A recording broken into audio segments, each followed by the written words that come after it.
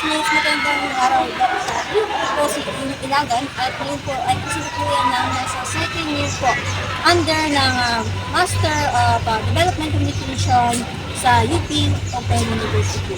Kasalukuyan po, nandito po tayo ngayon sa aming kung saan po ako magtatrabaho sa University of Professor of Espanyola. At kung makikita niyo po sa aking kabilang side, dito po ay yung mga parking lot po.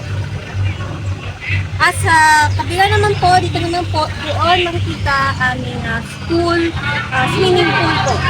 At sa aking likuran naman po, hindi po makikita ang aming oval kung saan nagkakaroon po ng mga activities para sa PE. Dati po akong bukod po, bago po ako magturo, ako po kasi dito yung college instructor din po dito. Bago po ako nagtrabaho ay ako po ay 3 taon po sa medical industry bilang marketing officer.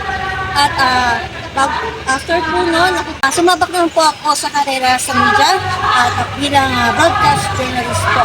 At ngayon nga po, ito na po tayo sa Perpetual. At kung nasan po tayo ngayon, ito po yung isa sa mga gusto kong lugar dito. Isa din po ang Perpetual sa aking bilang alma mater.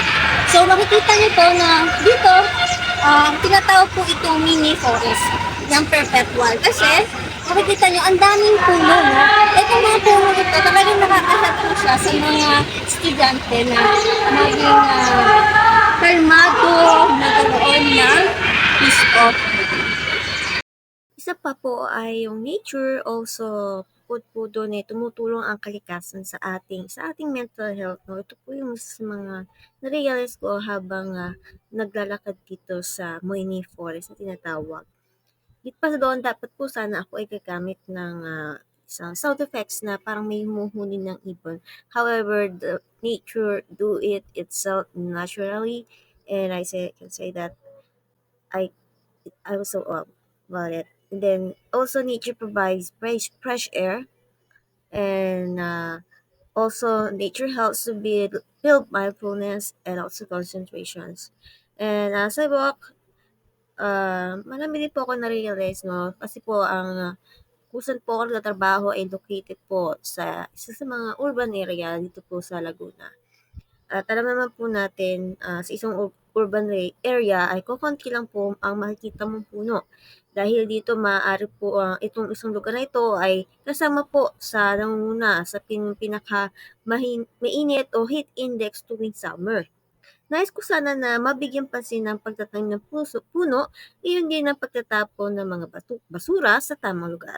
Alam po natin na gaano kabaha ang nangyayari sa mga ibang lugar, lalo na po kapag napapabayaan po ang mga drainage. Yan din po ang pag-iwas sa paggamit ng mga plastic. Malapit po ang aking puso sa kalikasan. Isang halimbawa po nito ay ang makikita kong pinuputol ang mga puno upang pagtayuan ng mga infrastruktura. Talaga naman po ako ay nasasaktan. No? Piling ko po kasi ay puno ay may buhay in nasasaktan. Nais ko lang po sana sa susunod na henerasyon ay maging pangunahin ng kabataan ang pag-aalaga sa inang kalikasan.